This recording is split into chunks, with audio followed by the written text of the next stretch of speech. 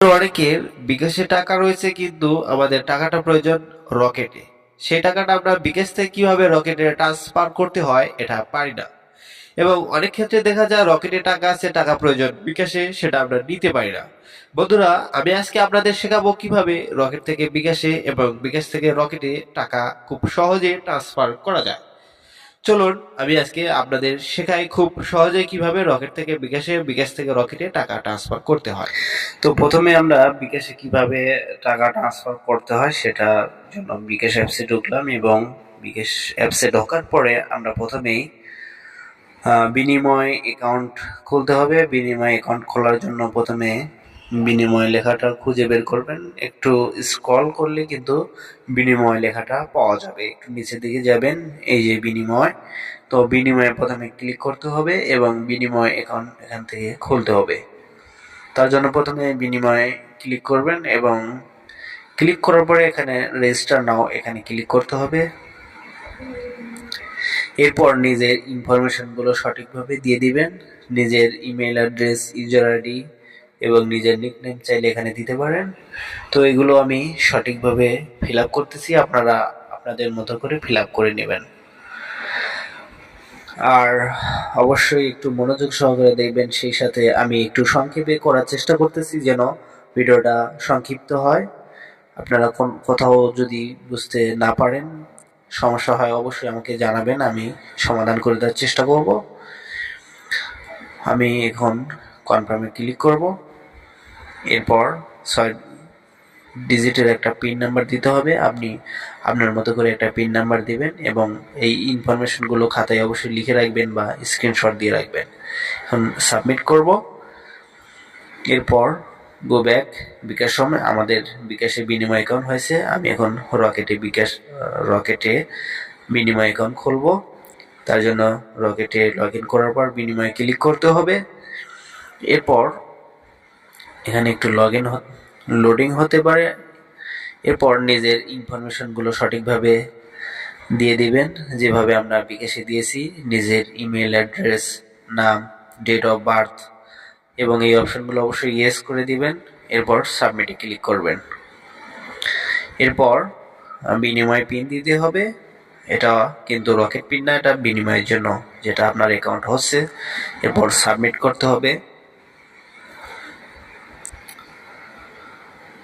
তো আমার চ্যানেলটাকে অবশ্যই সাবস্ক্রাইব করবেন এবং আমার সঙ্গে থাকবেন। ভিডিওটা ভালো লাগলে অবশ্যই একটা লাইক কমেন্ট করবেন। ভেরিফিকেশন কোড আসবে, এই ভেরিফিকেশন কোডটা এখানে বসিয়ে দিবেন। এরপর রেজিস্ট্রেশন সাকসেসফুল হয়ে গেছে। এখন আমি রকেট থেকে কিভাবে বিকাশে টাকা ট্রান্সফার করতে হয় সেটা দেখাবো। তার জন্য প্রথমে বিনিময়ে যাওয়ার পরে ডিরেক্ট পে এখানে ক্লিক করতে হবে। তো ডিরেক্ট পে ক্লিক করার পরে এখন আপনি যে বিকাশ অ্যাকাউন্টে টাকা পাঠাবেন তার বিনিময়ের আইডি থাকতে হবে। সেই আইডির নামটা এখানে দিতে হবে। আমার বিকাশের যে বিনিময় আইডি বা অ্যাকাউন্ট রয়েছে সেই নামটা আমি এখানে দিয়ে দিচ্ছি এবং সেই সাথে নিচে যে অ্যামাউন্ট লেখা দেখতে পাচ্ছেন এখানে আপনি অ্যামাউন্ট দিয়ে দিবেন। তো আমি 10 টাকা দিয়ে চেক করতেছি। এরপর পারপোসের এখানে আপনি চাইলে কিছু লিখে দিতে পারেন, আমি অনলি জাস্ট লিখেছি। এরপর ডিরেক্ট পেতে একটা ক্লিক করবেন।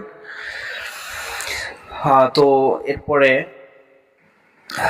পিন নাম্বার হয়তো আসবে। তো পিন নাম্বার আসলে পিন নাম্বার দিবেন বা ভেরিফিকেশন কোড যদি আসে তাহলে সেই ভেরিফিকেশন কোডটা অবশ্যই বসিয়ে দিবেন। আর ভিডিওটা যেহেতু সংক্ষেপে করা হচ্ছে, অবশ্যই আপনারা একটু বোঝার চেষ্টা করবেন। এখানে কনফার্মে ক্লিক করতে হবে। কোনো সমস্যা হলে আমাকে কমেন্টসে বলবেন, আমি কমেন্টসে সমাধান করে দেওয়ার চেষ্টা করব। তো প্রসেসিংয়ে একটু সময় নিতে পারে, অবশ্যই একটু ধৈর্য ধরবেন। বুঝতেই পারতেছেন নেটওয়ার্কের অনেক সমস্যা হয়। ভেরিফিকেশন কোডটা আমি বসিয়ে দিলাম, দেখতে পাচ্ছেন ফান্ড ট্রান্সফার সাকসেসফুল হয়েছে। এরপর আমরা বিকাশ অ্যাপসে যাব এবং বিকাশ অ্যাপসে গিয়ে দেখবো আসলে রকেট থেকে আমাদের বিকাশে টাকাটা আসছে কিনা। তো আমি বিকাশ অ্যাপসে লগ ইন করে নিলাম। এরপর আবার লেনদেনের যে একটা লিস্ট রয়েছে, আমি সেই লেনদেন সমূহে গিয়ে দেখবো এই যে ডিরেক্ট রিসিভ 10 টাকা, দেখতেই পাচ্ছেন আমার রকেট থেকে বিকাশে টাকাটা আসছে। এখন আমি বিকাশ থেকে রকেটে কিভাবে টাকা দিতে হয় সেটা দেখাবো। তার জন্য বিনিময়ে একটা ক্লিক করবেন।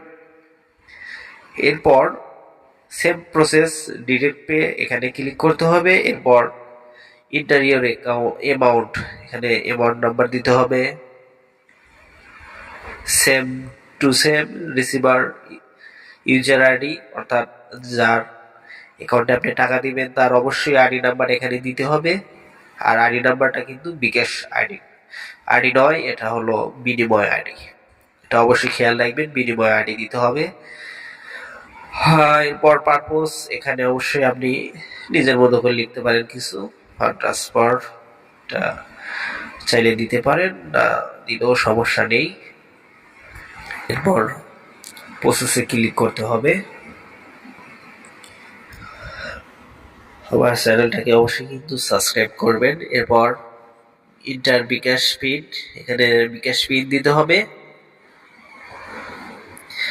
এরপর পিন নাম্বারটা দিতে হবে, please interior pin. Direct pay 10 টাকা হয়ে গেছে। এখন আমরা এটা বিকাশ থেকে যে টাকাটা গেল তা দেখানোর চেষ্টা করব রকেটে গেছে কিনা। এই যে দেখতে পাচ্ছেন রকেটে টাকাটা এসেছে।